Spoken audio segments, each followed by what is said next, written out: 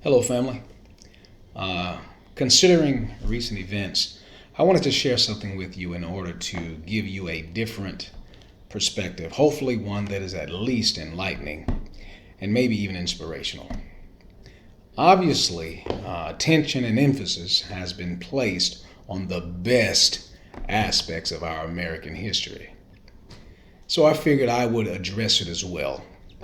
Here's some background and context to set the stage for us, and it's Colossians 3:22 through 4:1.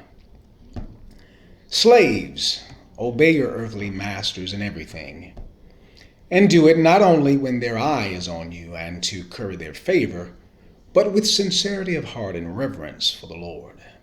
Whatever you do, work at it with all your heart as working for the Lord, not for human masters, since you know that you will receive an inheritance from the Lord as a reward. It is the Lord Christ you are serving. Anyone who does wrong will be repaid for their wrongs, and there is no favoritism. Masters, provide your slaves with what is right and fair, because you know that you also have a master in heaven.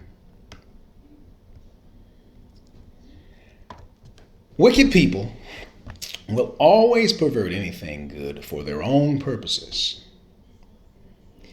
In this instance, wicked slave owners use the first part of the reference, slaves, obey your earthly masters in everything, to condone slavery and communicate that it was somehow ungodly for slaves to desire or expect freedom.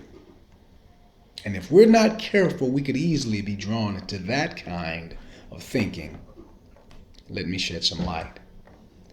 Paul, the writer of this text, lived in a time when slavery was an even bigger part of his culture than it was in the early American history of the United States. God's assignment for Paul was to preach the gospel in the middle of that great injustice, because God understands that people empowered by the truth of the word are not only able to endure, but eventually change the culture by obedience to the principles which the word espouses. Secondly, wicked people always leave out the part of the text which would derail their selfish motives. In this instance, masters, provide your slaves with what is right and fair, because you know that you also have a master in heaven. Concerning our forefathers, the easiest thing for us to do would be to look back on them in condemnation and forget all the good that they accomplished. Of course, they had slaves. It was a cultural stronghold and phenomenon. That evil was not going to go away without the unified effort of the body of Christ. The body of Christ was composed of people inside and outside of the United States, both slave and free. I heard that somewhere before. We did the impossible.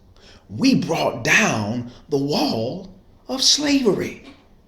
That's the American culture that I'm proud of. America is great because America is good, said Alexander de Tocqueville.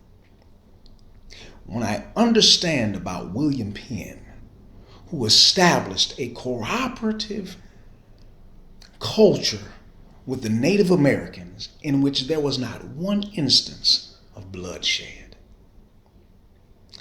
I must also believe that men like Washington, Jefferson, and Lee, while having no ability to abolish slavery on their own, bought and cared for or set free as many slaves as they could. A stark contrast to the wickedness going on all around them.